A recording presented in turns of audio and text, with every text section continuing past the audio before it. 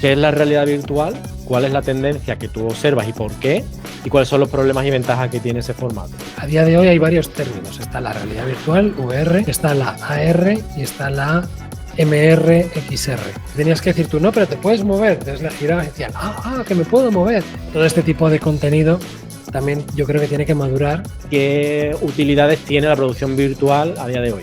Es una tecnología súper interesante, tiene muchísimas virtudes. Y luego también cómo estás viendo la producción virtual, si la estás viendo afectada por la IA. Yo creo que hay gente que igual lo ve como una amenaza, pero debería verlo más como una oportunidad. Tú quieres a un cliente que valore tu trabajo. Un segundo antes de que arranque el episodio, porque quiero comentarte que Scala Freelance no es solo un video podcast, sino que es una comunidad audiovisual. Por eso hemos creado una comunidad de WhatsApp privada donde compartimos todo lo relacionado con este proyecto. Es nuestro centro neurálgico de toda la información relevante. Ahí encontrarás información sobre el lanzamiento de nuevos episodios, contenido extra que no encontrarás subido en ningún sitio y también información sobre eventos presenciales que hagamos para hacer networking. Así que ya sabes, si quieres sacarle el máximo partido a este contenido y formar parte de una gran comunidad de profesionales del audiovisual, únete a esta comunidad simplemente haciendo clic en el enlace de la comunidad que te voy a dejar en la descripción de este episodio. Es gratuito, no hay spam y creo que tiene mucho valor. Así que nos vemos dentro. Ahora vamos con el episodio. Bienvenidos a un nuevo Café Freelance, bienvenidos a este proyecto de Scala Freelance. Hoy tenemos con nosotros a Javier Herreros, que va a venir a contarnos un poco su experiencia y su conocimiento dentro del mundo de la realidad virtual, la producción virtual, y nos va a contar cómo está evolucionando este sector. Es un sector que, como bien sabéis, es muy tecnológico, muy actual, ¿no? Muy del presente, incluso suena un poco a futuro, a pesar de que haya llevado bastante tiempo implementado. Pero sí que vamos a ver con él, y me interesaba mucho traeroslos aquí a este formato, a este podcast, porque creo que él hace una cosa que se llama producción virtual, que ni siquiera yo conocía bien del todo. Tuve que preguntarle qué es la producción virtual, cuéntame bien qué es lo que es. Y yo creo que nos va a abrir algunos campos que quizás a lo mejor no dominábamos tanto y que creo que son bastante interesantes de conocer para todos. Así que bueno, Javier, bienvenido. Muchísimas gracias por estar aquí hoy con nosotros y cuéntanos un poco, bueno, para quien no te conozca, ¿quién es Javier Herrero? Muchas gracias a ti por invitarme. Y bueno, pues Javier Herreros, voy a intentar resumirlo lo máximo posible porque hay mucha historia. Con 12 años yo veo Jurassic Park y después de ver Jurassic Park me quedo completamente alucinado y me queda claro que quiero llegar a hacer algo como eso. Quiero meterme en cine, quiero hacer esos dinosaurios. Ese T-Rex me alucinó. Entonces, bueno, empiezo a experimentar, empiezo a probar cosas de cámaras, de software 3D, de distintas cosas, ¿no? Que había en ese momento. Con 15 años me hago un videojuego, que era algo que me llamaba mucho también la atención, y me hice una pequeña aventura gráfica con Paint y con, por aquel entonces, Director, que funcionaba con Basic.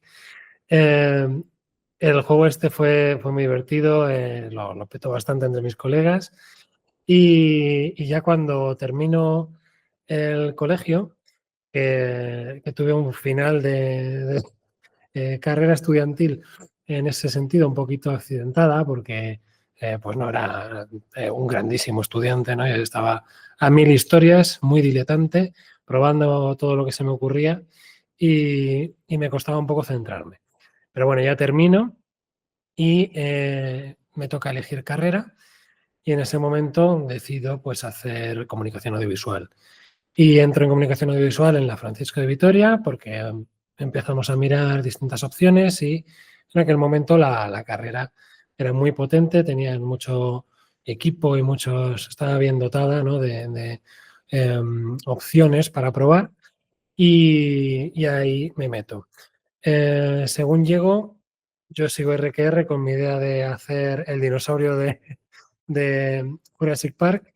Empiezo a probar cosas, llamo bastante la atención dentro de la universidad del primer año, me becan para irme a Estados Unidos con Cristóbal, de hecho, que estuvo hace poco por aquí, y nos vamos a Coaswell Polytechnical College en Silicon Valley, que ahora se llama Universidad de Silicon Valley, y allí estudiamos 3D, estudiamos el tema de videojuegos, de desarrollo de niveles, y esa experiencia me llama mucho la atención, me abre un poquito las miras y vuelvo con una energía renovada, pensando en la universidad me gusta, estoy haciendo algo chulo, pero yo puedo hacer mucho más que lo que aquí hay, ¿no? De lo que se me está ofreciendo. Que era un espíritu bastante bueno y bastante guay, porque al final aprovechabas muchas cosas de clase y fuera de ella estabas trabajando prácticamente a todas horas haciendo pruebas, ¿no? Termino la carrera, al terminar la carrera ya había trabajado en televisión, haciendo motion graphics, haciendo algo de 3D. Me ofrecen quedarme a trabajar, bueno, me ofrecen un contrato en La Sexta del departamento gráfico, que en ese momento estaba en auge y estaba muy fuerte, pero a mí no me llamaba demasiado. Igual tenía un aire un poquito también altivo en ese momento de querer llegar a nuevas cotas, ¿no? Y nuevas miras y demás. Pero bueno, fue una buena decisión porque eso me permitió pegarme con muchas otras cosas. Tampoco fue una cosa inmediata, es decir, yo luego me fue mejor, me fue bien, pero, pero inmediatamente no, inmediatamente la opción de La Sexta era como muy tentadora, ¿no? Y era muy segura y estaba muy bien. Me fui de allí, empecé a trabajar en una empresa de videojuegos, estuve un añito trabajando en la empresa, luego la empresa se fue un poquito a la porra porque el videojuego en España siempre ha sido difícil y en aquel momento era complicado también. Y, y entonces me metí a hacer un máster en trazos de malla, flujos de malla y de, bueno, programas de 3D, ¿no? Avanzados y todo esto para modelado de videojuegos y demás. Y en ese momento, en paralelo, empiezo a trabajar en un laboratorio tecnológico en el que probábamos, básicamente nos pagaban para probar tecnologías, ver posibilidades de implementación, potenciales usos en versiones de negocio, ¿no? Y demás. Y entre todo eso, conozco a Cristian Domínguez, que fue el que luego se convertiría en mi socio, y empezamos a tantear y a trastear bastante la realidad virtual, que en ese momento era una cosa muy básica y muy primigenia. O sea, estaba Palmer Luckey, acababa de sacar su Kickstarter con Oculus Rift, en el que tú pagabas, te llegaba la gafa a casa, que era lo que había montado este hombre con el dinero que había recaudado en su garaje, y a ver qué tal eso de la realidad virtual. Hay que recordar que la realidad virtual en realidad ya venía de atrás, o sea, esta no ha sido la primera ola de realidad virtual. La realidad virtual en los finales de los 80 estaba en un momento también de mucha pegada, hay películas también, como El cortador de césped, que es malísima, pero recomiendo que le echéis un ojo por encima para ver que ya existía y había un boom como el que ha habido después y que hemos vivido, ¿no? Por supuesto, esa VR era una cosa muy diferente. Esta VR que trajo Palmer Luckey ya traía unos puntos tecnológicos que marcaban un diferencial, que lo empezaban a hacer algo más creíble, ¿no? Generaba una esperanza de que eso se convirtiese en una cosa masiva, ¿no? Empezamos a probar esto, nos vamos a San Francisco, hacemos un recorrido de San Francisco a Los Ángeles, conociendo a gente de la industria, empresas emergentes grandes allí que estaban invirtiendo bastante dinero en hacer contenido para realidad virtual. Se empieza a separar un poquito el tema de realidad virtual, empieza a haber una tendencia muy fuerte de hacer vídeo 360, vídeo inmersivo, en el que tú te ponías la gafa, podías mirar a todas partes y era como estar ahí, porque veías todo, ¿no? Esa era la base de todo esto. Y por otro lado estaba toda la parte de la imagen modelada, diseñada como un videojuego, generada como un videojuego en el que tú realmente de manera interactiva pues ibas a un sitio, hacías algo y de hecho uno de los contenidos que había al principio, bueno, no en la primera Oculus Rift, que era una castaña, como ya veremos, pero era algo muy básico, te mareabas, tenía todos los problemas tecnológicos que nadie le había explicado a este señor, a Palmer Luckey, porque no tenía un equipo fuerte detrás, que luego ya lo tuvo. Y después de eso, la primera que fue ya una versión comercial, cuando lo compró Facebook, esa primera ya tenía algunas demos muy potentes. Tú lo tenías que conectar al ordenador. Todavía había muchísimas barreras, ¿no? Pero bueno, en todo ese crecimiento vamos pegándonos con cada fase de desarrollo y cada nuevo gadget y cada nueva opción que había tecnológica para ver y consumir realidad virtual, tanto de manera conectada al ordenador como de manera independiente, standalone, ¿no? En la que tú te ponías la gafa y podías ver cosas. En ese momento ponías un móvil literalmente delante de dos lupas y ya está. Y entonces empezamos a desarrollar un montón. Yo empiezo a desarrollar mucho contenido con Unity y nuestro primer punto fuerte viene cuando hacemos una producción de la mano de Edgar Martín Blas, que es el otro socio que vendría después, y fundador, vamos, CEO de la empresa que haríamos conjuntamente. Y él vino me han llamado para hacer una adaptación de este spot de Licor 43 en Barcelona a una cosa para gafas de realidad virtual. Y esa fue la primera vez que hicimos una versión fuerte a nivel comercial en España de este contenido. Habíamos hecho bastantes cositas más pequeñas, habíamos sacado algunos productos independientes, pero esta fue la primera campaña así fuerte que hicimos. Y de hecho, pues dentro del mundillo VR tuvo mucha pegada. Había mucha gente haciendo muchas cosas muy fuertes en ese momento. Lo que es verdad es que al final Edgar era el que mejor lo vendía, sin duda, el que mejor lo transmitía, el que mejor lo contaba, ¿no? Entonces, esta primera experiencia se hizo muy fuerte. A partir de ahí montamos todos juntos la marca que después nos seguiría unos cuantos años y, bueno, empezamos a viajar por todo el mundo haciendo vídeo, combinando vídeo 360, luego vídeo estereoscópico, que vídeo estereoscópico es de manera más sencilla de comentar lo que es Avatar, que te pones las gafas y ves que todo está en 3D y funciona y que así lo puedes tocar, ¿no? Pues eso mismo, eso es la estereoscopía, lo aplicábamos al vídeo 360. Combinábamos vídeo 360 con elementos 3D, empezamos a juntar elementos de interactividad pura con vídeo, empezamos a hacer contenido que ya era 100% campañas gamificadas, porque eran videojuegos, pequeños videojuegos, pequeñas experiencias interactivas que tú podías ver, tocar y jugar. Hicimos una historia para una bodega, hicimos una historia para la campaña de diabetes de, no sé qué año fue esto, 2016, me parece, 2017. Y, había ideas muy chulas, muy locas que se le ocurrían a Edgar y las íbamos materializando con estas historias. Además, bueno, empezaron a entrar clientes fuertes a nivel internacional que nos hacían ir a distintos sitios quiero un documental de tal historia, ¿no? Hicimos un documental con El País y con Greenpeace en el que fuimos a Fukushima a registrar y a grabar en 360 lo que allí había pasado con el desastre nuclear y bueno, los testimonios de la gente, que hay gente a la que entrevistamos que ya no existe, ¿no? Ya murió, ya falleció. Pero había señores japoneses que se habían quedado en su casa a cuidar de las cosas que tenían en su entorno hasta que su vida tocase su fin. Y así hemos ido recorriendo todo el mundo hasta que ya en 2022 vendemos la empresa.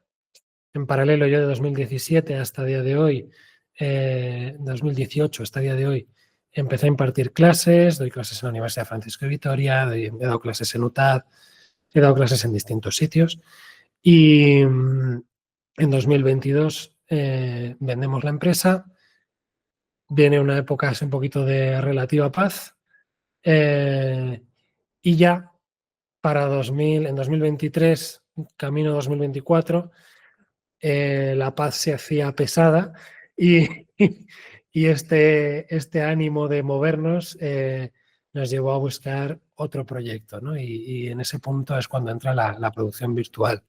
Que a diferencia de la realidad virtual, esto pues me acercaba más a la idea original del cine y de la producción. Que es cierto que con la realidad virtual al final hice mucho de todo esto, pero de esta manera me empecé a acercar más a lo que era la idea original del cine. Y ya está, en 2024 montamos Acid Drops, que es la nueva empresa, y hasta el día de hoy. Bueno, yo creo que has hecho una trayectoria brutal de cómo has ido paso a paso, ¿no? También se cuenta rápido, pero son muchos años donde las cosas, como tú has contado, no son directos de paso del 1 al 2, sino que pasan meses, años, hay veces que las transiciones no son tan rápidas. Para resumirle a la audiencia, cosas que a mí me han parecido interesantes, ¿no? de tu historia. La primera es esas ganas, ¿no? O esa motivación por el audiovisual que te ha hecho estar durante todo este tiempo de pie, creando empresas, haciendo cosas, moviéndote, quizás esa hambre, ¿no? De hacer cosas un poquito más allá de lo que se daba en una clase de comunicación audiovisual, ¿no? Que es como lo básico de edición, etcétera. Es lo que te ha llevado ese hambre a seguir buscando algo más, ¿no? Estoy seguro de que una gran parte de los compañeros, cuando le hubieran puesto un contrato de La Sexta por delante, que suele ser bastante goloso, ¿no? A 3 media, La Sexta suele ser una de las cosas que suele ser bastante deseada por los compañeros, sobre todo buscando estabilidad en un sector que es complicado, eso de la estabilidad. Sí, sí. Pues ahí fuiste muy valiente, o sea, que de decir, oye, pues no, tengo claro mi convicción, que supongo que en aquel momento cuando dijiste que no, no estaba tan clara, Fue pero... entre valentía e insensatez, yo creo. O sea, estaba en un punto joven en el que me daba todo muy igual. Yo tenía más claro y quería otro tipo de aventura y luego pensándolo con el tiempo dices, pues era una muy buena oferta y la rechacé casi como quien dice, ¿quieres algo de beber? No, gracias, ¿sabes? Ala, sigo a lo mío. Y, y no es nada fácil, o sea, la realidad es que no es nada fácil. Ahora, con el tiempo digo, joder, pues es que luego esa sensación de tirar siempre para adelante, de todos los días pensar en algo nuevo, de tener una actitud muy proactiva cuando es complicado. O sea, hay días que todos lo hemos tenido, hay días buenos, hay días malos, y hay días malos en los que necesitas que tiren de ti, ¿no? O se cae un proyecto, o... Claro, claro, de repente hay expectativas y un poco lo que decías, yo lo he contado así del tirón como todos los grandes éxitos de Javier Herreros, pero en realidad esto es un proyecto, un trayecto muy largo y ha habido momentos tan buenos como malos, y igual que cuanto más fuerte es la luz, más fuerte es la sombra, ¿no? Entonces ha habido momentos en los que estabas desesperado sin saber qué iba a pasar, e igual lo que iba a pasar dentro de 5 meses era buenísimo. Pero evidentemente tú en ese momento que no lo sabes dices, joder, pues lo de La Sexta estaba muy bien, ¿sabes? Sí, yo me pongo en tu lugar en esa situación, y uno cuando las cosas van bien, pues no te acuerdas de la oferta, pero cuando te van mal dices, jolín, ¿por qué no cogí, no? Pero bueno, yo creo que al final el instinto en estos casos es sabio, y había algo dentro de ti que te decía, oye, esto está bien, pero estoy en el momento de probar. A lo mejor si te hubiera pillado con otra edad y con otras responsabilidades no hubiera rechazado tal, pero creo que era tu momento de decir, pues oye, estoy en el momento de poder hacerlo, voy a intentar luchar por lo mío y a ver qué pasa, ¿no? A ver de dónde me lleva esto. Y Total. gracias a eso has montado una empresa que has estado trabajando durante un montón de años, has estado viajando por el mundo, has estado haciendo proyectos internacionales, siempre buscando un poco la vanguardia de la tecnología, ¿no? De esa realidad virtual, hasta viendo los límites, hasta dónde llegaba, ¿no? Y luego te sirvió todo acto de ese aprendizaje para luego poder venderla, y como tú dices, un poquito de calma, pero luego la calma no te duró mucho, ¿no? Porque al final yo creo que estas cosas como que van por dentro de cuando estás en el hoyo, estás como diciendo, uy, estoy deseando salir, deseando acabar, pero cuando llega esa calma, que no suena el teléfono, no hay un correo, y dices tú, pues a lo mejor no estaba yo tan mal, ¿no? Quiero jaleo, ¿no? Totalmente, totalmente. O sea, yo creo que hay una cosa muy interesante y es un freelance cuando arranca su carrera freelance y sobre todo en España, que España es un sistema de minas para el que quiere ser freelance, para que se te quiten las ganas y te ahogues en tu miseria. En este sistema necesitas una actitud ultra positiva, necesitas ver luz cuando no la hay, porque la realidad es esto es una mierda, pero tú tienes que verle el lado bueno de, no, pero en realidad esto me viene bien para otra historia y tienes que autojustificar eso porque si no es imposible. Y, y al final es que la carrera del freelance es un desgaste. Y yo, leyendo varios libros y documentos relativos a todo esto de la emprendeduría, hay una cosa que es muy cierta y es, como tú estás atravesando ese bosque y no ves dónde termina ni lo que te depara, la mayoría de los proyectos buenos se van a la nada por agotamiento, por incapacidad de seguir adelante, porque no sientes ningún soporte ni ninguna ayuda y a mí me ha ido bien en muchas cosas, pero bueno, es que la realidad es que para que te vaya bien tienes que sacrificar muchas cosas también y a veces es muy complicado, ¿no? Entonces, bueno, el freelance tiene que creer bastante en sí mismo, tiene que tener gente a su alrededor que crea en él cuando él pierde la fe y tiene que seguir intentándolo y seguir probando y seguir queriendo crecer. Hay una parte de psicología que la verdad que todavía no hemos tratado en el podcast, pero yo creo que sería interesante hablar sobre la psicología para estar trabajando en el sector audiovisual, ¿no?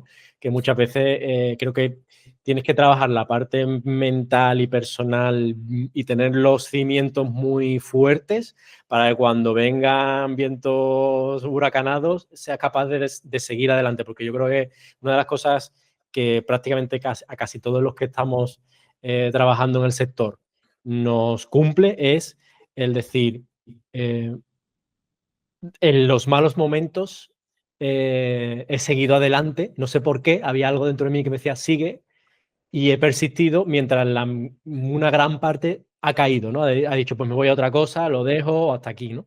Y quizás al final, pues los que van llegando a esos proyectos, como tú dices, grandes o le pasan ciertas cosas y tal, quizás no son instantáneas, tardan mucho tiempo en llegar, pero son aquellos que se han mantenido de pie, han dicho, pues yo sigo por aquí porque quizás no tengo un plan B o es que no quiero tener un plan B o no me planteo un plan B y quiero seguir con el plan A, ¿no?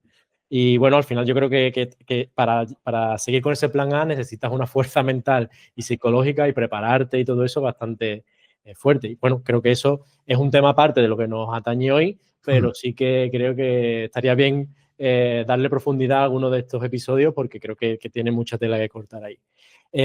Por otro lado, simplemente ya recapitulando sobre tu historia y sobre el tema del VR, yo en mi pequeña experiencia personal con el VR, lo único que te puedo decir es que yo sí que estuve en la época de las Oculus probando cosas, de las Oculus Rift, cuando sacaron las Oculus Rift, y sí que no es como ahora que hay un montón de información y un montón de recursos y un montón de herramientas. En aquel momento tú buscabas en Internet algo relacionado con cualquier problema que te pudiera dar algo de software o algún error de mensaje de lo que fuera, de programación o de lo que fuera, ¿no? De, oye, ¿cómo hago el stitching de unas cámaras 360, de cámaras GoPro que se hacía con una bola llena de cámaras GoPro haciendo una pelota y luego había que hacer un stitching que digamos que era un cosido entre las diferentes imágenes? O sea, eso era una auténtica parafernalia infernal, ¿no? Que no, yo ahora, por ejemplo, voy con la cámara 360, que son dos ópticas, 4K y 4K, y se unen solas y allá no hay nada que hacer, ¿no? Pero antes había que hacerlo manualmente, eso no coincidía bien, bueno, que yo era un lío, y aparte no había mucha información en Internet, con lo cual creo que ahí la investigación que había que hacer y las horas que había que dedicarle eran bastante. O sea, que enhorabuena por eso, porque tela. Sí, sí, sí, pues gracias. La verdad es que el recorrido de la tecnología de la realidad virtual en esta nueva ola que ha venido, ya está bajando esa ola, ¿no? Ha sido bastante, bastante peculiar. Hay una serie de problemas que tiene la realidad virtual, que ha tenido siempre, y, y habría que separar por dos lados. Por un lado, a nivel global de lo que es la tecnología en todos estos años y que ahora vemos que baja ese hype y ya no es tan interesante el tema de la realidad virtual. Pero ha habido un empuje enorme de avance en esa tecnología con respecto a lo que hubo en los 90, finales de los 80, ¿no? Y yo estoy convencido de que en algún momento resurgirá con una nueva, un nuevo pico. O sea, es como todo, como la economía, como si os gusta un poquito todas estas tendencias sociales, eh, pues veréis que nos movemos por pulsos, ¿no? Y algo que ahora mismo es increíble, de repente satura porque ya ha llegado a un punto en el que no aporta cosas nuevas constantemente y como no hay cosas nuevas constantemente, nos agota, ya no es lo que queremos, se queda ahí olvidado hasta que un día de repente se soluciona una serie de problemas que antes eran muy complicados o no se podían hacer y de repente vuelve a ser tendencia. Y esto es un poco lo que pasa con la realidad virtual, ¿no? La realidad virtual tenía una serie de problemas. Por un lado tenía el problema de cuántos fotogramas puedo enseñar por Mira, Javier, segundo. antes de entrar en la parte técnica, vamos a Sí, hacerlo como lo más formativo posible. vale, Vamos a empezar explicando qué es la realidad virtual, claro, cuáles son cuál es tu experiencia con la realidad virtual y cuál es la tendencia que tú observas y por qué, y cuáles son los problemas y ventajas que tiene ese formato. claro. Que yo me tiraba ahí a saco ya, dando por supuesto que todos sabíamos de qué iba esto. Perdón. Vale, la realidad virtual son unos dispositivos que te permiten simular eh, una presencia en un espacio, en un entorno que no es el que corresponde al que tú estás. Entonces yo ahora me pongo unas gafas y me transporto a donde yo quiera, ¿no? Me puedo transportar a una montaña, me puedo transportar a un entorno de fantasía, un cuento de Harry Potter, lo que se te ocurra, ¿no? Esa es la base de por qué es tan interesante la realidad virtual. Tú te pones estas gafas y viajas y te transportas. Y otra cosa muy interesante que tiene la realidad virtual es que ahora en esta eh, nueva época de realidad virtual tú puedes hacerlo socialmente y puedes compartirlo. Y alguien más que tú conoces puede estar ahí viviéndolo contigo. Es un videojuego con un nivel más de presencia. Te metes dentro, ¿no? Entonces, esto es la realidad virtual. A día de hoy hay varios términos. Está la realidad virtual, VR, está la AR y está la MR/XR. Hay un montón de terminología, Pues ¿vale? cuéntanos qué es cada una. Claro, entonces la realidad virtual es esta de la que acabamos de hablar. Tú te pones la gafa y te transportas y nada corresponde con lo que el espacio en el que tú estás, ¿vale? Es todo digital, todo virtual.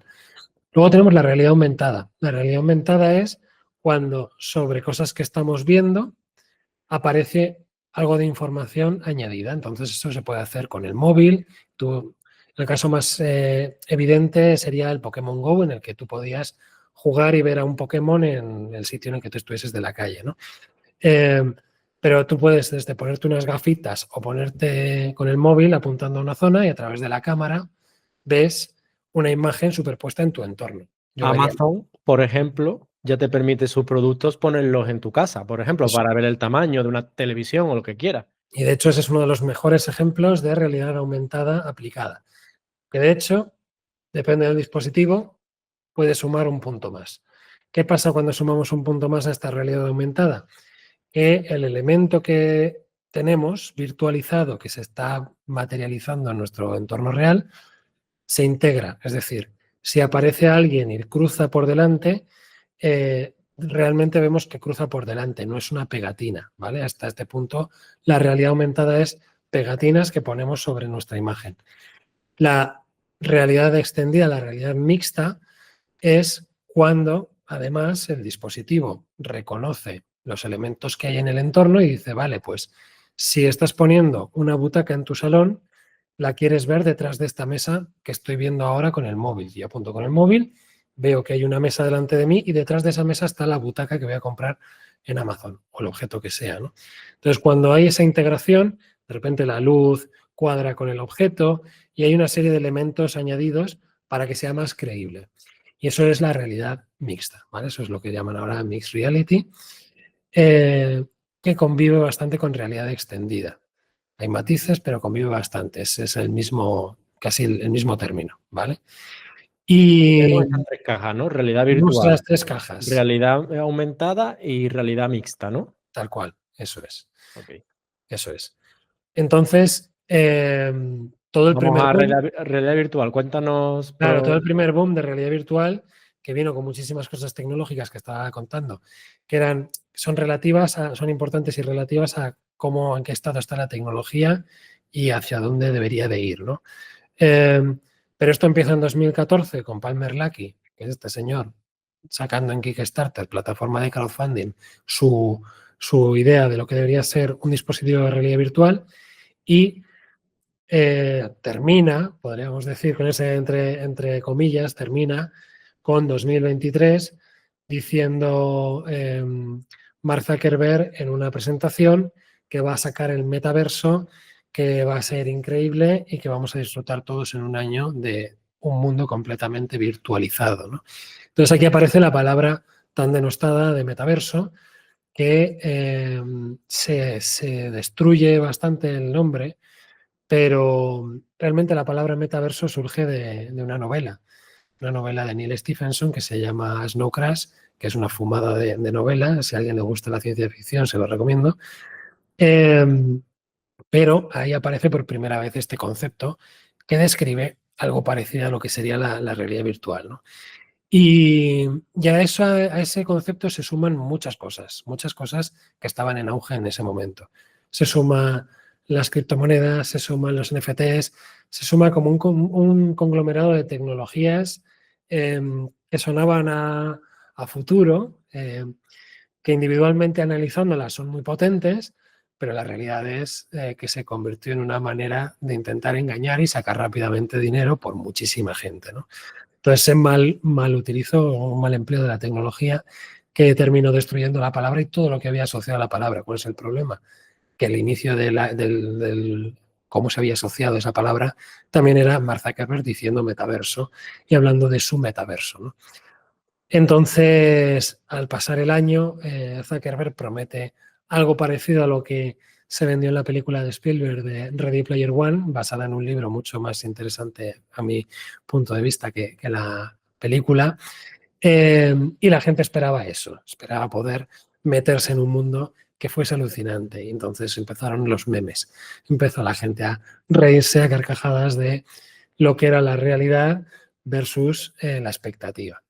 Y en ese momento fue una grandísima caída de todo. O sea, por un lado, el agotamiento y el cansancio de criptomonedas y NFT, gente perdiendo bastante dinero con malas inversiones en estas tecnologías, eh, el metaverso asociado a la gafa con Mark Zuckerberg diciendo que esto iba a ser una maravilla de mundo fantástico, distópico, y luego te metías y era peor que meterte la Switch o la GameCube Era como unos la Sims, cabeza. era como los Sims, ¿no? Un poco. Sí, sí, sí. Y tenía una base interesante, social, en la que podías hacer cosas, pero la realidad es que esa plataforma, que se llamó Horizon, no funcionaba bien.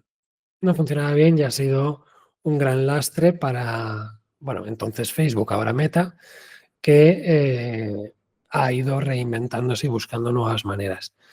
Entonces, el estado actual de la tecnología, de la realidad virtual, te permite, como decía, una cantidad de fotogramas por segundo como para que no te maree, un funcionamiento con un seguimiento en el que tú te pones la gafa y te desplazas por un espacio y realmente te desplazas, cosa que antes tenías que tener una serie de sensores conectados al ordenador, el desplazamiento estaba muy limitado, un espacio pequeño, no siempre funcionaba bien. Ahora todo eso está solventado. Tú te lo pones, te mueves, es súper interesante, súper entretenido, funciona muy bien, visualmente encaja todo. La versión standalone, que es la que tú te pones la gafa y todo funciona dentro de la gafa sin necesidad de conectarte a un ordenador ni nada, es muy potente. Yo he jugado a juegos, yo lo he vivido como desarrollador todo esto, entonces soy muy escéptico conmigo mismo porque a mí me encanta, pero la realidad es que entiendo que como usuario probablemente me habría desenganchado de la realidad virtual hace algún tiempo. Tendría dispositivos y los tendría abandonados, ¿no? Oye, espera, antes de seguir con el episodio, déjame recordarte algo. Y es que en la comunidad de WhatsApp de Scala Freelance es donde está toda la información relativa a este proyecto. Y además es gratuito, Hemos pensado en tu privacidad para que nadie pueda ver tu número de teléfono y no es un grupo de WhatsApp donde se abarrota de mensajes y se convierte en un infierno. Así que bueno, te animo a que te unas a esta comunidad, que dentro de esa comunidad rellenes el formulario donde añadas tu información de contacto, tu información profesional, porque así podrás unirte a una gran comunidad de profesionales del audiovisual y usaremos toda esta información que nos vayáis dejando para generar futuras sinergias y eventos de networking. Sin más, simplemente te repito que para meterte en esta comunidad simplemente te tienes que ir a la descripción de este episodio y ahí encontrarás el link para unirte a la comunidad directamente. Bueno, y ya no te molesto más, volvemos al episodio. Y al final el porqué de todo esto realmente siempre se basa en lo mismo. O sea, he probado todo tipo de gafas. He probado todo lo que ha hecho Meta, he probado bastantes cosas de HTC Valve, ¿vale? La otra opción que había de gafas conectadas a ordenador, sin conectar. He probado las Apple Vision Pro con distintos tipos de contenido y al final todas pecan de lo mismo. Y es una tecnología cara. Lo más asequible es lo que te ofrece Meta ahora con las Quest 3, que están bien, son un precio asequible, creo que te costaría una consola, ¿no? Una Nintendo Switch. Pero el contenido que hay todavía está muy limitado y la experiencia de usuario todavía tiene muchos puntos de fricción importantes. Tú te pones la gafa y hay ciertas partes del proceso de Meta y de cómo conectas cuenta con la gafa y tal que quita a gente ya del espectro solo por tener que pegarse con esas cosas. En comparación, lo que hizo Apple es mucho más interesante porque como Apple tiene una potencia en UX importante, en experiencia de usuario gigantesca, pues te pones la gafa, todo funciona, es una gafa carísima, 3.500 dólares más los añadidos, acabas gastándote 4.000 solo para que exista la gafa y no se te raye o no se te rompa. Y el contenido que tienes es muy limitado. Es la primera gafa que tiene una calidad suficientemente buena y un funcionamiento lo suficientemente fluido para mí de user experience como para que fuese algo que tendría en mi estudio y me lo conectaría al ordenador y cada X tiempo me lo pondría y compartiría pantalla y haría cosas, pero es un uso muy puntual y muy limitado como para que tenga realmente sentido esa tecnología, ¿no? en mi escritorio. Javier, déjame preguntarte algo y puntualizar. ¿Las gafas de Apple no son realidad virtual, son realidad mixta o no? ¿O también son realidad virtual? Son realidad mixta, efectivamente. Son Vale. realidad mixta y de hecho aquí es el punto diferencial importante, ¿no? La última tendencia de la tecnología es hacia la realidad mixta. Tanto Meta como Apple han ido virando en esta dirección. Lo que pasa es que tanto el uno como el otro lo que querrían idealmente es tener una gafa, como una montura tradicional de gafa, con tu cristal, en el que ves las cosas y puedes Como decirle, lo que está intentando hacer Ray-Ban que simplemente eso graba, es, ¿no? Y tal, eso pero es, eso es. De hecho, lo último que ha lanzado Meta en su último evento se llama Ray-Ban Display y esas ya llevan una pantallita y puedes ver cosas y demás, ¿no? Pero son pasos mucho más lentos que lo que ya tienen. Entonces, porque la limitación de la tecnología es muy alta, el que los elementos que tú proyectas sean opacos y no parezcan semitranslúcidos como fantasmas, pues también es un problema tecnológico y lo van solucionando, pero a otro ritmo. Entonces, entre medias, Apple se vio forzada a sacar algo, porque había que sacar algo, aunque lo que querían era esa gafa, y Meta está interesado en sacar algo lo más parecido a eso, que no sea una gafa muy grande, que no sea molesto de llevar, que puedas ponerte y quitarte fácil y consumir el contenido, porque es una cosa que al final te aísla también. Y tú cuando estás jugando a una consola, ves y entiendes tu entorno fácil, pero cuando estás jugando este tipo de contenido y es completamente VR, estás aislado, ¿no? En el caso de estas gafas de Apple o las últimas de Meta, las MetaQuest 3, tienes esa variante en la que tú ves tu entorno. A nivel de funcionalidades y de cómo, cómo se experimenta esa realidad mixta, las dos están igual de bien. Una es un dispositivo de 400 euros, la otra es un dispositivo de 3.500. Evidentemente, estamos comparando una tele pequeñita con una pedazo de pantalla, ¿no? Pero la experiencia es la misma y funciona igual de bien, reconoces las manos, puedes hacer muchísimas cosas que funcionan muy bien dentro de la gafa. Ahora bien, con todo esto tan bueno, Apple lo que ha hecho ha sido restar funcionalidades a la tecnología y ha demostrado que con cosas más controladas, menos opciones, pero un enfoque mucho más directo, puede hacer un producto que tendría más sentido. Evidentemente a ese precio no, ¿no? Pero yo he visto contenido de Apple en sus gafas potentísimo. Tienes cosas que son muy interesantes y muy divertidas. Tienes una opción con Disney Plus en la que puedes verte Star Wars y te rodea un entorno de Star Wars y una pantalla grande como la del cine y de verdad tiene una calidad buena como para ser la del cine. Todavía tiene la pega de que después de 2 horas, o sea, yo he estado 2 horas viendo una película con las gafas, tanto con las de Meta como con estas de Apple. Las de Apple funcionan mejor en ese sentido, pero las dos cansan.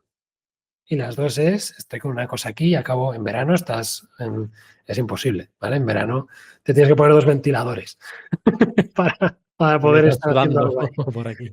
Claro. Javier, si me Y permites sí, hacerle también a la audiencia un poco de recapitulación de lo que hemos estado hablando y voy a intentar dejar algunos puntos clave y tú me dices si están correctos o no. claro. Por un lado, entiendo que la tecnología VR, digamos que ha ido por oleadas. Una primera oleada al final de los 80, principios de los 90, que bueno, estaba muy limitado tecnológicamente. Luego tiene esa segunda oleada sobre el 2015, por ahí más o menos, a través de las Oculus Rift y empieza a salir algunas cosas más.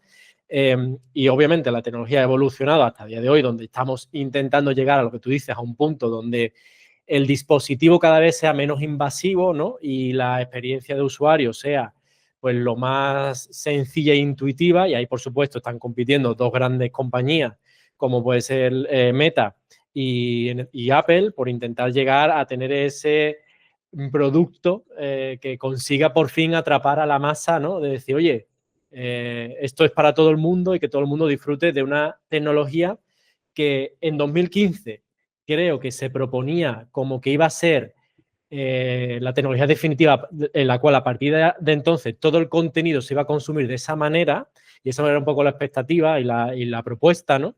De se acabó tener que ver algo en una pantalla y estar desde fuera, ¿no? Ahora todo es como meterte dentro y demás, es un poco lo que se vendía, y sin embargo luego la experiencia de usuario, por lo que sea, por la tecnología o por muchos otros factores, nunca llegó a cuajar de la manera que se esperaba en la sociedad, por así decirlo.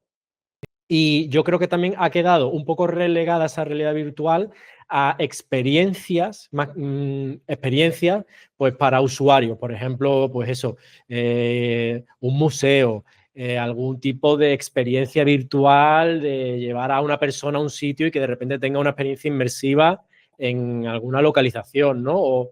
O incluso eso, oye, cámaras 360 grabando, llevándote a tener una vista de un sitio donde es difícil de alcanzar o no te pilla, no sé, a lo mejor te vas a una plataforma petrolera en medio del mar y tienes una cámara 360 y te permite ver todo el entorno de la plataforma, ¿no? Te permite como ver más allá de simplemente una camarita que te enseña una cosa y te deja muchas cosas fuera de foco y que te tienes que imaginar pero no las ves, ¿no? Y obviamente en este caso yo, porque también he ido haciendo seguimiento de esta tecnología, he visto que YouTube, por ejemplo, también mejoró mucho en cuanto a eso, donde empezó a meter también los vídeos de realidad virtual o 360, por así decirlo, donde los implementaba con la metadata. Entonces tú cada vez vas viendo más vídeos en 360 que te permiten, pues eso, hacer viajes o experiencias o lo que sea. Pero tu sensación, igual que creo que aquí compartimos los dos, es que esa tecnología, a pesar de que todo ha ido avanzando mucho y demás, no ha llegado o se ha ido desinflando conforme ha ido pasando el tiempo hasta el momento actual, donde, bueno, está incluso, como tú dices, a pesar de que existe una tecnología que puede hacer más cosas, están intentando reducir funcionalidades para hacerla más sencilla para el usuario, quizás también más económica y más accesible, ¿no? Eso un poco no sé si he conseguido resumir. Sí, es muy buen resumen, es tal cual. En toda esta línea hay una cosa que no he contado, pero desde el principio uno de los puntos que había era la diferencia entre 3 ejes de movimiento y 6 ejes de movimiento. Entonces, todo el contenido del que hablamos cuando subes un vídeo 360 a YouTube y demás, son 3 ejes de movimiento. Yo puedo rotar, subir, bajar, pero no puedo desplazarme, ¿verdad? No puedo moverme adelante, atrás, no puedo yo tener esa sensación de estoy realmente dentro. Entonces se añaden otros 3 cuando ya tenemos un sistema traqueado en el que nuestra cámara sigue los movimientos, nuestra gafa sigue los movimientos de nuestra posición y además de poder girar y tener simplemente lo que sería un giroscopio, además podemos desplazarnos, escondernos, subir, avanzar, ¿no? Y esta diferenciación es importante porque hay mucho contenido, como el que yo comentaba al principio, de hicimos mucho vídeo 360 y todo esto. Todo eso es mucho contenido que tú puedes experimentar de manera estática. Yo me siento y veo un documental, yo me siento y veo un contenido. Y de nuevo lo que tú decías, ¿no? Veo un contenido que es 360 y decían que todo lo que íbamos a ver era así. Y luego la realidad es que tú llegabas, hacías una experiencia y te currabas 1000 historias para que tuviese sentido que estabas grabando el 360 y entonces tenías aquí el elemento principal narrativo, pero si lo revisitabas había más elementos importantes y podías verlo. Nadie lo veía, es decir, al final la gente se sentaba o se ponía de pie, se cogía la gafa, se ponía así a mirar, como si estuviese mirando a un túnel, ¿no? Y le tenías que decir tú, no, pero te puedes mover. Entonces le girabas y decían, que me puedo mover. 10 segundos diciendo, increíble. Y luego volvías al túnel y volvías a mirar para adelante. Entonces hay una parte importante también de por qué ese formato y de cómo estamos preparados nosotros para experimentar el contenido. Es muy llamativo en toda la historia de cómo transmitimos y comentamos y conectamos las historias, ¿no? con la audiencia. Tenemos desde películas que a la gente les volvía loco, la llegada a la estación de los hermanos Wright, ¿no? con el tren llegando a la estación y la gente en el cine echaba a correr porque pensaba que se les echaba encima el tren, y tú ves ahora esa película y es impresionante que lo grabasen, pero es una cámara fija esperando a que llegue un tren, ¿no? Y dices tú, oh Dios mío, y ahora no nos impresiona nada porque Claro, pero el estamos contexto de aquel saturados. momento. Te ponen Michael Bay y te comes Michael Bay y dices, oh, cuánta acción en la película de Michael Bay. Tú pones Michael Bay a esa gente y les da un infarto en la sala de cine, ¿no? Entonces, hay un proceso evolutivo de cómo generacionalmente entendemos la narrativa también. Y todo este tipo de contenido también yo creo que tiene que madurar hacia una dirección en la que, bueno, además ahora con la inteligencia artificial, de la que podemos hablar ahora a continuación si quieres, hay una gran nueva variedad de opciones que se abran ante nosotros.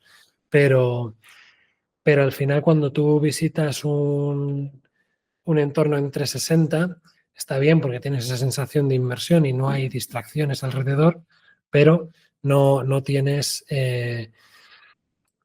interés por nada más que la acción principal. Y tú puedes dirigir la acción principal por toda la escena y hay gente que lo ha hecho muy bien. Está Félix Ampol y hay estudios muy potentes que han hecho muy bien el uso de esa narrativa. Pero la realidad es que siempre estás mirando a un punto, siempre estás mirando a algo importante. Lo puedes ver en una pantalla normal y ese es el lenguaje al que tú estás habituado. Es muy raro que la gente prefiera este nuevo lenguaje tan extraño, que es casi más teatral, se parece más a un teatro que a una película, ¿no? En ese sentido, Javier, yo también pienso que si tú piensas de manera orgánica, como somos los seres humanos, ¿no? Hemos desarrollado una visión hacia direccional y tu cerebro es capaz de soportar hasta cierto punto un cierto grado de información. Cuando tienes tanta información a tu alrededor, de hecho incluso tú te pasa ahora mismo, ¿no? Estamos teniendo esta conversación, pero tú no estás mirando qué pasa arriba, qué pasa abajo, qué pasa detrás, como que no estamos preparados para estar tanto tiempo pendientes de tantas cosas que puedan estar pasando a nuestro alrededor y al final decidimos centrar nuestra atención en un punto y entonces a partir de ahí recibir la información que necesitamos.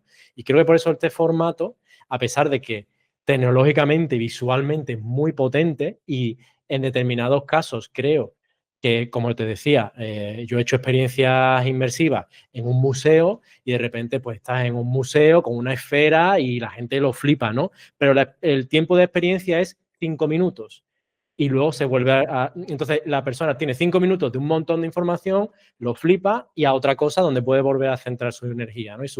Y sin embargo no sé hasta qué punto una película que estuviera rodada en 360, donde pasan cosas reales, donde hay que estar pendiente de la trama, ¿no? Por así decirlo. Que puede estar, o sea, como que dentro de la misma película hubiese diferentes tramas, depende de dónde mires y Sí. depende de tal, sería como muy loco, estaría muy guay conceptualmente, pero no sé muy bien cómo eso sería viable, ¿no? A nivel narrativo de contar una historia que funcione. Claro, claro. A ver, es un formato súper interesante. Yo creo que otro de los problemas que tiene es que estamos acostumbrados a cada vez más a que las cosas sucedan rápido, a lo que dices tú, ¿no? Una experiencia de 5 minutos. Hay experiencias muy buenas en realidad virtual que duran demasiado poco y, y hay mucho contenido y es complicado localizar el contenido bueno. Entonces la gente también se aburre, es normal.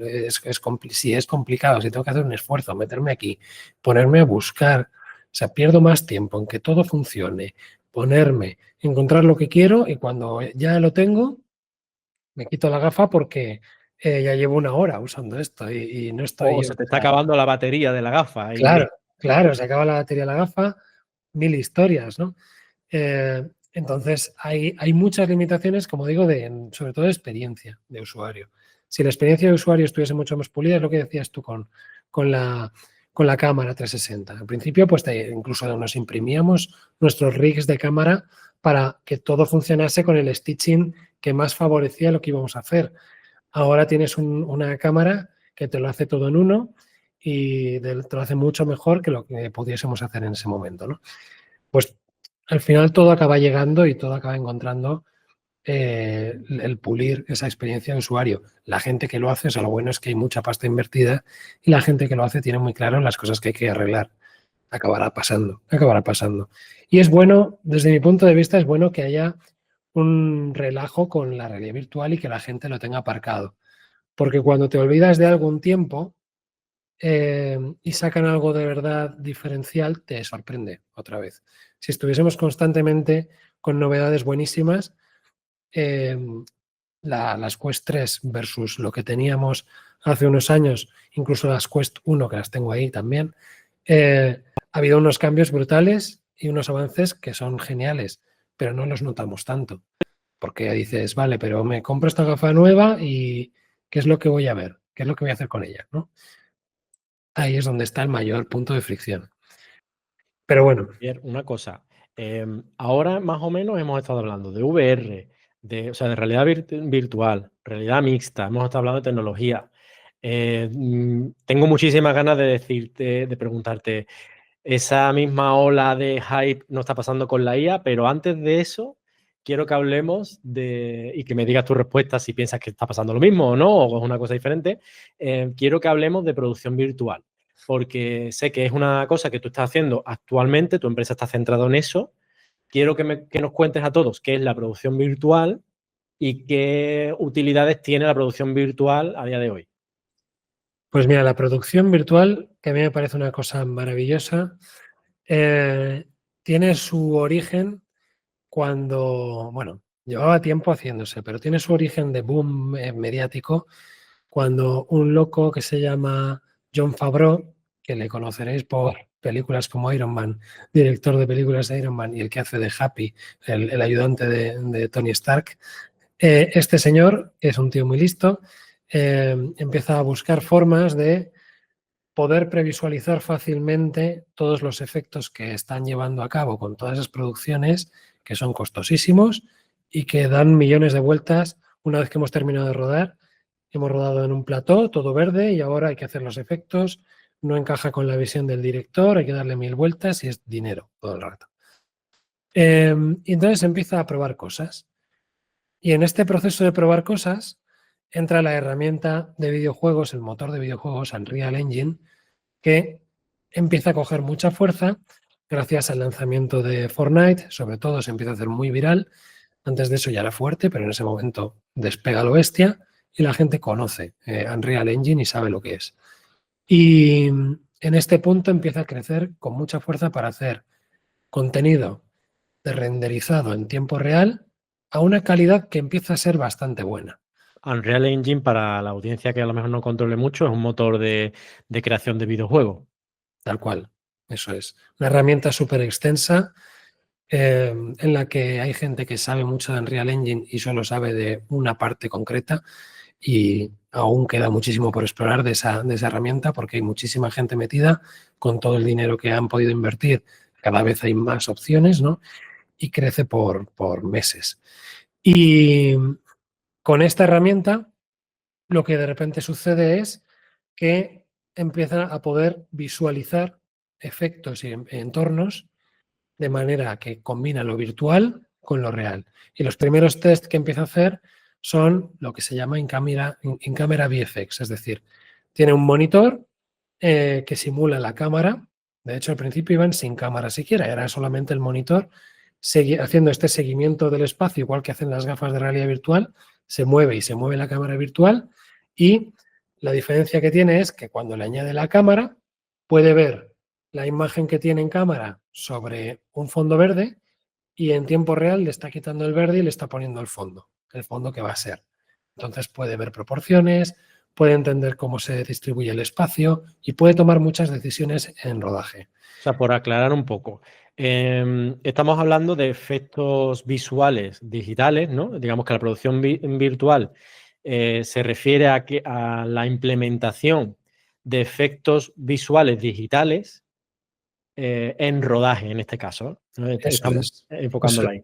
Donde anteriormente se colocaba un croma verde y todo pasaba, o sea, el acting de lo que estuviera pasando y rodándose, tú no veías el resultado de cómo se vería después, simplemente veías en cámara, y las personas en rodaje solo veían a la persona actuando y detrás, digamos, pues el croma del color que fuera, verde, azul o que fuese, y puntitos a lo mejor que se suelen poner para Tracking, hacer el tracking, sí. ¿no? Puntos de tracking. Eso es todo lo que se veía en rodaje, y ahora la producción virtual estaban con un Unreal Engine siendo capaces de implementar dentro de eso que estamos viendo en cámara a esa persona que está actuando, en lugar de tener ese fondo verde, tener ya directamente los efectos o el entorno, ¿no?, virtual que se estaba creando, ¿no? Eso un poco... Eso es. Entonces ya llega el punto en el que a Jon Favreau le llega la opción de utilizar esto con una buena inversión en un proyecto real, que es Mandalorian, la serie del Mandaloriano, y hacen la primera temporada completamente con producción virtual, y lo que hacen es que montan una pantalla enorme, es una pantalla LED que cubre un plató, y son metros y metros y metros, y es circular, y en el centro de eso, con el techo también, ¿vale? Tiene todo cubierto de pantallas. En esas pantallas proyecta esos entornos de Unreal Engine y apunta la cámara contra la pantalla, y de repente sucede algo similar a lo que ya se había hecho en cine durante mucho tiempo, la retroproyección. Como hay muchísimas películas, pero básicamente en todas las películas con algo de tiempo en la que vemos un coche y están los actores haciendo su acting dentro del coche y fuera pasa la calle, realmente no están conduciendo. Ponen una imagen de la calle pasando y ellos están en un plató. Muy típico del principio de los 90 y tal. Claro, bueno, y en muchísimas series, en muchísimas pelis lo hemos visto, y a día de hoy se utiliza también, ¿no? Y esto añade un punto más. Esto añade un punto más porque de repente toda esa información de seguimiento de cámara, posición, toda la información de tipos de lentes, desenfoques, o sea, hay muchísimas cosas relativas a lo que es el universo del cine que de repente son aplicables en set a lo que estás grabando. Y cambia bastante radicalmente la concepción de cómo debo hacer esa producción de efectos, en vez de hacerlo sobre un fondo y luego ya hago la postproducción, que es un flujo de trabajo que más o menos me conozco y sé lo que me va a costar, de repente lo hacemos de esta otra manera. Y de esta otra manera empieza a tener muchísimos beneficios, entre otros. Todas las decisiones se toman en set. Entonces, cuando tú terminas el rodaje, el director ha validado las cosas, que es una cosa que antes, como digo, pues te hacían igual una previs y te ponían algo para que vieses cómo iba, pero luego te decían, sí, cuando le metamos los efectos y tal, y siempre te vendían más, que a veces era y a veces no. Había que imaginarse. Había que imaginarse y eso es muy peligroso porque cuando estás imaginando con un director, la imaginación del director es la importante y no lo puedes sacar de su cabeza y llevárselo al supervisor de efectos. Entonces a veces no coincidía y mucho dinero en rehacer, reshoots, volver a grabar cosas porque no funcionan bien en efectos. Aquí lo que hay te lo llevas y esa es de las mejores partes de la producción virtual. La producción virtual, como digo, se hizo de la primera forma así tan mediática que tuvo tanto éxito con lo del Mandalorian. Pero es una tecnología que se aplica igual cuando tienes un fondo verde. Lo puedes hacer igual con el fondo verde, con el in-camera VFX, ¿vale? Que es esta primera opción que veía, que hablábamos, en la que tú no lo estás viendo en el set porque tú miras fuera y ves la escena de siempre con el croma y lo que sí que ves es en un monitor la imagen ya compuesta, final. Idealmente, eso es el material finalizado. La realidad es que rara vez es el material finalizado. Muchas veces luego hay retoques, ajustes, sobre todo cuando es croma. Se recomienda hacer una postproducción porque va a quedar mejor siempre. Pero te vas con las decisiones tomadas de set y está todo mucho más acotado y se te va mucho menos los tiempos en la parte de postproducción y de efectos. Y esta es el foco de la nueva empresa, ¿no? En la que estamos ahora.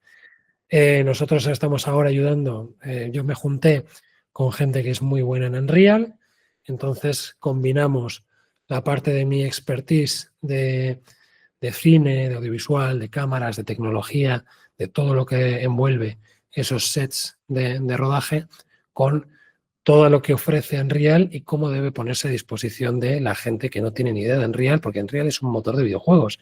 Entonces, hay cosas que en videojuegos vale y tienes a gente muy buena de Unreal que no sabe hacer producción virtual. Primero, porque es una de esas patas que tiene Unreal que hay que estudiársela. Y segundo, porque hay que entender cómo se va a usar en un set de rodaje de verdad.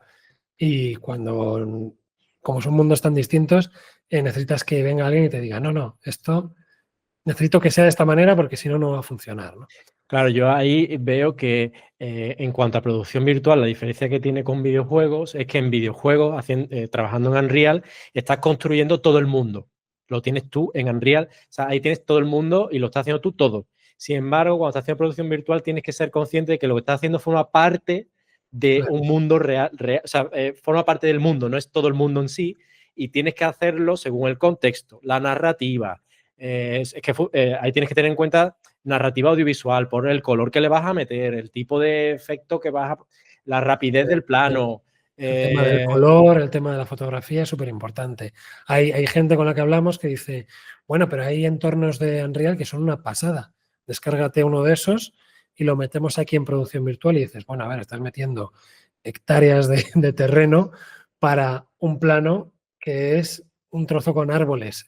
No necesitas tantísima escena, ¿no? Eso hay que optimizarlo y hay que prepararlo. Y aquí hay una parte que conecta muy bien con la parte que ya veníamos haciendo de realidad virtual y es toda la optimización, todo ese desarrollo de que poder utilizar lo mejor posible una máquina lo menos potente que te encuentres, equilibra todo para que funcione muy bien. Entonces hay gente que soluciona esto a base de talonera, ¿no? Pues me gasto lo que haya que gastarse para que este entorno se mueva.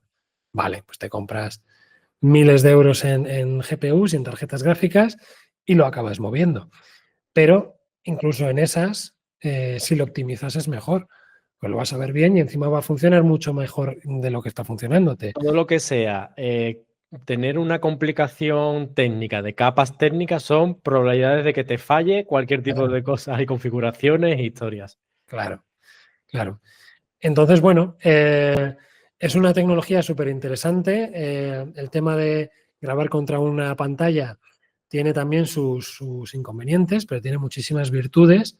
Eh, Cuando hay algún inconveniente, tienes el Chroma, que es una solución muy, muy factible y de hecho hay empresas en España que lo prefieren, el Chroma a la versión del LED. Y, y luego otro de los problemas que puedes tener es eh, que Unreal Engine al final, es, como decíamos, es un motor de videojuegos. Entonces, está en un punto muy bueno, pero no llega a alcanzar otros sistemas de renderizado más tradicionales, profesionales, en los que te tirabas horas para tirar un frame, ¿sabes? Eso es evidentemente imposible. Lo bueno que tiene, que con cierto ojo artístico y sabiendo hacia dónde vas, conseguir escenas creíbles, que aquí hay un matiz. La gente dice, esto es hiperrealista. Bueno, habría que matizarlo de hiperrealismo, ¿no? Pero al final es que la mayoría de las veces en cine no necesitas el hiperrealismo, necesitas que sea verídico, necesitas que funcione, ¿vale? Tú te ves las películas de Marvel y no son hiperrealistas, pero nos gustan y nos las comemos con patatas porque son bonitas, tienen el equilibrio de color que funciona, las partes CGI son CGI, pero funcionan, pues ya Claro, está. también depende del tipo de contenido que estés consumiendo. Cuando estás Claro, consumiendo algo de superhéroes, estás metiéndote en un mundo que ya sabes de partida que es irreal, con lo claro, cual te puedes comer lo que te pongan, ¿no? Obviamente, si estás haciendo un cine mucho más de, no sé, de autor o un cine mucho más orgánico, donde todo es realista, pues obviamente hay que cuidar claro. mucho más las proporciones, lo que se ponga y demás. Pero creo que eso es un poco lo que hablamos de de tener ese concepto de narrativa audiovisual que por suerte, tú al haber estudiado comunicación audiovisual y también por todo lo que te ha llevado haciendo experiencias inmersivas y demás, tienes, ¿no? Por delante. Claro, claro. Y al final las dos cosas se pueden hacer. Lo que pasa es que la diferencia es en qué te recomendaría yo que hicieses en cada caso, ¿no? Eh, y ahí es donde, por ejemplo, un croma te da ciertas seguridades. Si quieres después pasar esto por otros procesos que van a llevar más tiempo, se puede meter en el flujo de trabajo de tu producción, tiene otros precios y otras formas de proceder, pero te va a quedar de otra manera también. Y luego a veces simplemente con tener una de las cosas que solemos nosotros recomendar siempre en rodaje, que es tener al colorista o a un DIT preparándote. Un DIT es un perfil interesante en el esquema de rodaje, pero no lo voy a desglosar ahora porque nos tiraríamos aquí hablando de cosas técnicas demasiado tiempo, pero al final es la persona que va a validar y a confirmar que hay ciertas cosas que van a funcionar después, ¿no? Entonces, con estos perfiles en rodaje, tú puedes ver una imagen muy finalizada y el director de foto puede decir y tomar decisiones muy precisas, cambiar el color de una fachada de manera relativamente sencilla. O sea, hay muchas cosas que se pueden planificar muy bien y funcionan muy bien. También es Sobre verdad todo que no que te, se que no, está produciendo, como decías tú, la producción virtual es algo todavía muy desconocido, a pesar de que va creciendo, pero es muy desconocido y, y se hacen muchas macarradas. Hay gente que se mete a hacer producción virtual y le falta de un lado o de otro porque no lo sabe y le quedan cosas que hace que al cliente muchas veces le eche para atrás y dice, uff, sí, eso de producción virtual, pero el Mandalorian quedó muy bien, pero lo que yo intenté quedó fatal. Y eso es normal. Hay una falta de conocimiento técnico todavía importante. Pero bueno, estamos en la vía, hay un camino formativo fuerte por nuestro lado también hacia clientes y hacia quien le interese. Y, y hay también muchas oportunidades, porque la realidad es que se están abriendo espacios y puestos de trabajo. O sea, en A Coruña han montado un volumen LED gigantesco que lo están empezando a mover ahora, pero que les cuesta encontrar a gente que lo pueda operar, que pueda trabajar ahí, que sepa lo que está usando, ¿no? Y bueno, pues es un entorno muy estimulante. Nosotros llevamos unos añitos pegándonos con ello y hemos aprendido bastante. Hemos tenido la oportunidad de trabajar con cosas muy grandes. Hemos hace poco hecho una instalación de un volumen LED gigantesco en Portugal de 25 metros es una curva de 20, o sea, son 25 metros, pero en curva son 21. Y cuando tienes que hacer frente a este tipo de instalaciones es bastante impresionante, porque al final son inversiones millonarias. Eso lo estudias sobre el papel o alguien hace una inversión millonaria y te llama para que lo supervises, ¿no? Y esa fue la suerte que tuvimos nosotros en este caso. Entonces estamos acumulando una serie de experiencia muy potente sobre el porqué de cada uso y cómo debería aplicarse.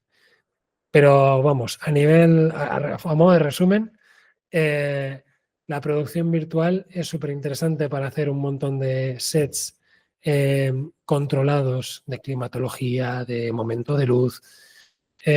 Puedes hacer un uso de ese set muy extensivo. Imagínate que tienes 3 publis con gente que es complicado llevarla de una ubicación para otra y tienes que hacer pues 3 jornadas separadas porque no les vas a juntar a todos. Pues de esta manera sí, les juntas a todos con su horario de uso del set, cambias el set que van a utilizar cada uno para cada cosa, pones algo de elementos físicos, que esto es súper importante, ¿no? Tienes algo de atrezo y algunos elementos que sí que son tangibles para que ellos se sientan a gusto, sientan que tocan algo, que es algo muy importante también, el poder interpretar viendo lo que estás haciendo, y le sumas la parte de la virtualización del fondo, ¿no? Y con todo eso, pues es que a veces es un gasto mucho menos, un impacto económico mucho más asumible para una producción que el tener que separarlo en días y llevarlo a distintas localizaciones. Bueno, yo creo que ha quedado bastante claro qué es la producción virtual, y me quedaba con ganas de preguntarte hacia dónde va todo esto, en plan con la IA también. No sé si me puedes contar un poco. Quiero que me digas si piensas que con la VR y la IA hay un paralelismo entre un hype y luego bajará, y luego también cómo estás viendo la producción virtual, si la estás viendo afectada por la IA. A ver si lo Pues tenemos sí, ahí condensado. mira, yo creo que con la guía va a pasar lo mismo que con que con la realidad virtual en términos de la expectativa, ¿no? Porque no me canso de ver anuncios de tira tu cámara a la basura porque la industria audiovisual ya no va a ser nunca la misma. Aprende a hacer películas con IA. Cosas de este estilo. Yo he trasteado bastante con la IA, me he pegado con distintos modelos, me he bajado con FreeUI, que es una de las herramientas que hay ahora, principalmente para montar tus propios flujos de trabajo y conectar distintas herramientas de IA y de obtener resultados. Y la realidad es que hay muchísima expectativa de que la IA sea una solución rápida y barata, ¿no? De cojo, le doy a un botón, le pido 4 cosas, me da algo que me vale y ya está. Y en muchos casos lo hace, en muchos casos es así. Y cada vez más, ¿no? Y va mejorando y va puliéndose en la dirección de ser prácticamente indistinguible. Pero va a haber un momento de bajada. ¿Por qué? Porque la parte más potente de la IA y la parte más interesante de la IA requiere de un aprendizaje, de algo de estudio y de un objetivo claro, de saber qué es lo que quieres conseguir y qué herramientas vas a juntar para conseguirlo. Llegará un momento en el que igual aparece algo que es el masterpiece de todo, que lo hace todo y funciona perfecto, pero incluso ahí tiene que haber un objetivo muy claro. Entonces, ha habido booms de todo tipo, ha habido booms de mira un influencer que hago con IA y entonces aparece un mono diciendo cuál ha sido, rollo selfie stick, diciendo cuál ha sido su día en la selva y es divertido, es una cosa muy graciosa, pero son cosas así como muy puntuales, ¿no? Ha habido algún anuncio ya que salía en la televisión, hecho entero con IA y, y sí, sí, se puede utilizar de esta manera para muchas cosas. Pero a mí la IA lo que más me parece interesante, bueno, hay otra cosa importante de la IA y es el famoso where's the data from, de dónde viene toda la información que se está utilizando, ¿no? Y al final, mucho del problema que tiene la IA generativa, sobre todo de imagen y demás, es que lo que genera carece de calidad real, porque viene de un entrenamiento con unas calidades muy bajas. Entonces, si hablamos de flujos profesionales de cine y trabajos en los que necesitas unos estándares mínimos de calidad, no hay información en la IA todavía a día de hoy. Entrenarán, me imagino. Empezarán a entrenar con contenido que se ceda y empezar a crecer en la dirección de poder ofrecer ese tipo de cosas. Pero bueno, a día de hoy hay herramientas muy interesantes para usos puntuales. Hay cosas que agilizan mucho los procesos. Yo creo que hay gente que igual lo ve como una amenaza, pero debería verlo más como una oportunidad, porque aunque sí que es verdad que hay una amenaza, pero la amenaza real de la IA es para todo aquel que infravalora tu trabajo. Es decir, eres un artista muy bueno y a ti no te interesa el tío que lo quiere rápido, barato, fácil y ya, porque ese tío solo te va a dar problemas. Tú quieres a un cliente que valora tu trabajo y que dice, joder, qué de mierdas buenas salen con la IA, pero este tío o esta tía me gusta especialmente y le voy a contratar para mi campaña porque me va a hacer unas ilustraciones que son una pasada. Sí, va a tardar un tiempo, sí, va a tener un resultado que igual no es lo que tú te estabas imaginando, pero va a tener una identidad también. Y, y yo creo que al final donde más se diferencia todo lo generado con la IA de esto es en ese objetivo, esa identidad y esa representación de la persona que lo está haciendo, ¿no?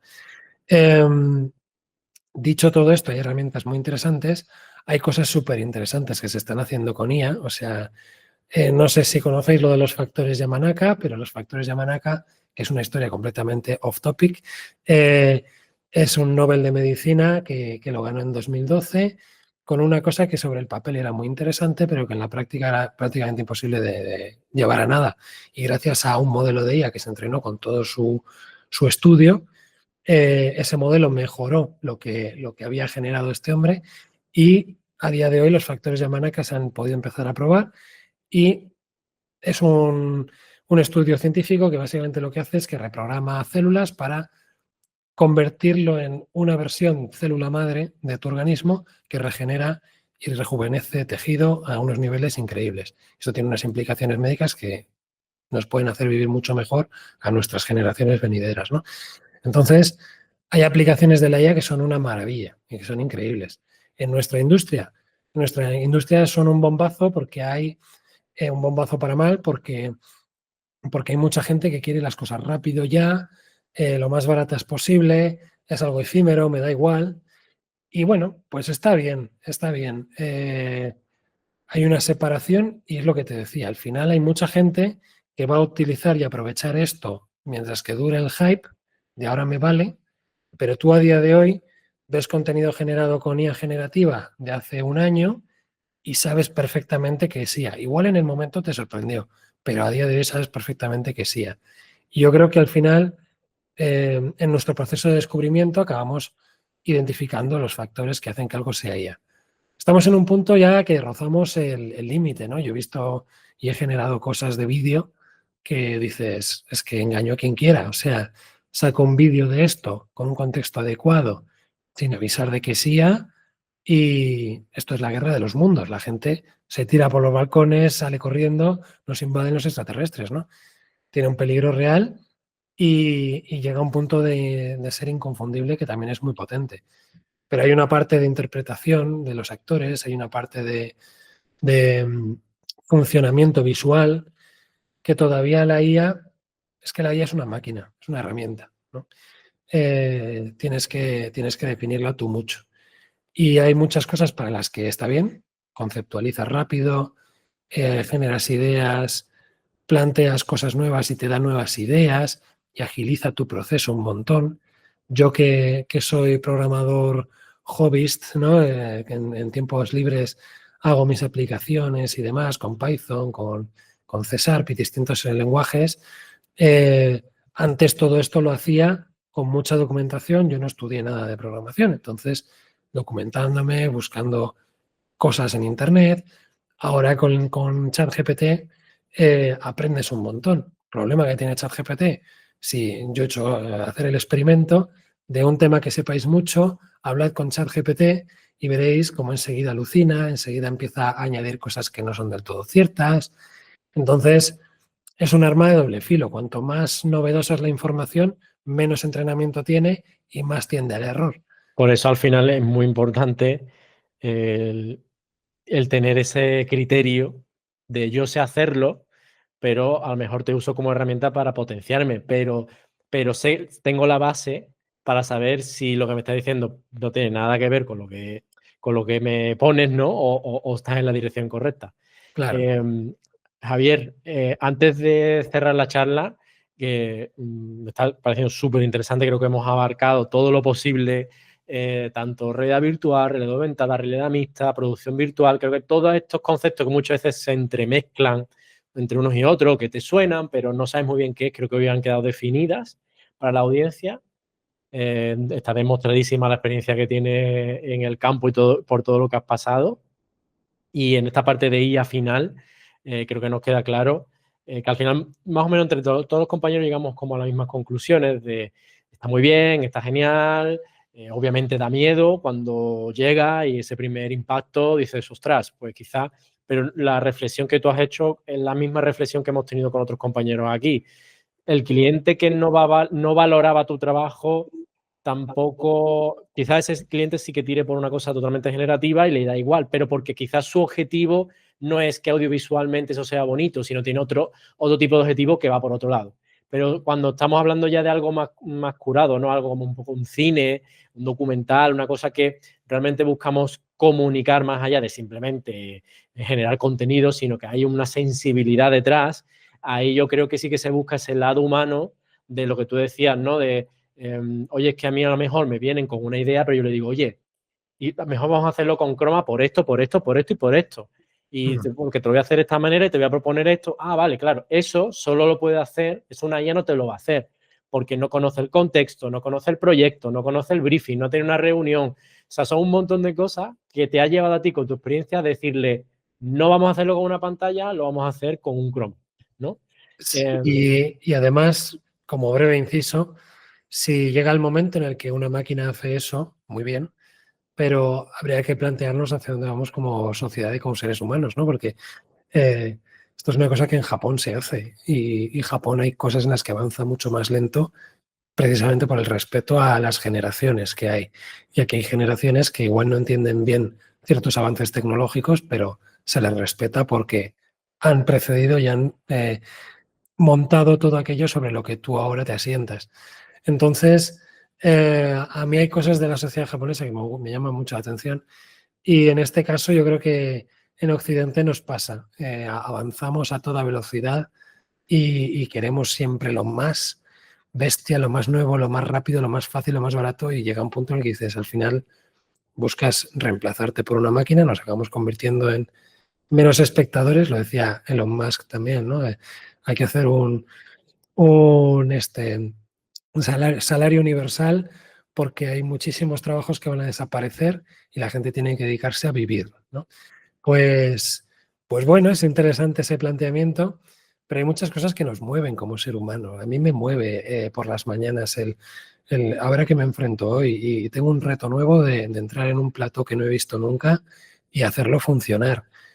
Y igual hay una máquina que lo hace el día de mañana, pero ¿quién vive, quién predomina en este mundo, Terminator o el ser humano? ¿No? Pues al final es un poquito nuestra decisión también. Y está muy bien que haya máquinas que hagan cosas muy potentes, pero hay que pensar si queremos vivir de vacío, ¿no? Como quien dice. ¿Dónde puede saber quien nos está escuchando más sobre ti, sobre tu proyecto, incluso estudiar contigo? ¿Cómo sería todo eso? Pues mira, para saber más sobre nosotros podéis buscar en aciddrops.com, que se escribe ACIDDROPS.com. Dejaremos el link. Nos podéis buscar también en redes, en Instagram, que tenemos también aciddropsbp. Y bueno, yo soy JH Riaza en Instagram también, si queréis mirar más. Nosotros seguramente haremos cosas de este año, plantearemos formaciones, sobre todo este tema de la producción virtual, para empezar a formar a gente que sepa bien cómo se hacen las cosas. Y en algún momento puede que saquemos alguna charla más en profundidad sobre toda esta industria de la producción virtual. Así que ahí nos podéis tener fichaos. Pues perfecto, todo esto lo voy a dejar, todas, digamos, las redes que has dejado, la web, todo esto lo voy a dejar en la descripción de este episodio, sea donde lo estés escuchando o viendo. Y nada, cualquier consulta que tengáis sobre tanto sobre Javier como sobre la empresa, como sus formaciones, etcétera, pues ahí le podéis escribir a través del contacto de la web, etcétera, y seguramente él os responderá de buena gana y os responderá a las dudas que tengáis. Así Totalmente. que, Javier, se nos ha ido hoy un poco más. Normalmente suelo hacer las charlas más cortas, pero es que me parecía muy interesante lo que estábamos comentando. Espero que a la audiencia también le haya sido de interés. Y hemos tratado un tema que es muy candente, que tiene muchas aristas, que podríamos estar hablando horas sobre ello. Pero pues hemos intentado sintetizar lo máximo posible en cuanto a, por lo menos, los conceptos que estén claros y la evolución que más o menos vemos. Y tú, como profesional y experto en esta materia, pues desde tu propia experiencia, cómo has vivido esas transiciones, ¿no?, de esta tecnología y cómo lo estás implementando y los usos que se le está dando y las partes buenas, y también hemos hablado de las partes malas que tiene la propia tecnología y su aceptación, cómo está siendo, ¿no? Hemos hablado de IA, yo creo que ha quedado una charla súper completa y sin más darte las gracias de nuevo por tu tiempo, por compartir con toda la audiencia de Escala Freelance pues todo tu conocimiento y tu experiencia, que no es poca. Y sin más, muchísimas gracias y aquí lo dejamos. Muchas gracias a ti y a todo el que haya aguantado hasta aquí con mi chapa eterna. Un placer. Un placer, gracias. Bueno, espero que te haya gustado este episodio, que te esté gustando el contenido, y si es así, simplemente te pido que te suscribas al canal, que te suscribas donde lo estés escuchando, donde lo estés viendo, que comentes, que nos dejes comentarios para ayudarnos con el algoritmo a que cada vez tenga más alcance este proyecto y así poder seguir atrayendo a grandes profesionales del sector audiovisual y seguir generando una comunidad cada vez más grande de profesionales. Así que solo te pido un segundo de tu tiempo, un comentario, un like, un compartir, lo que sea que nos ayude con el algoritmo para que entre todos hagamos de Escala Freelance una gran comunidad audiovisual.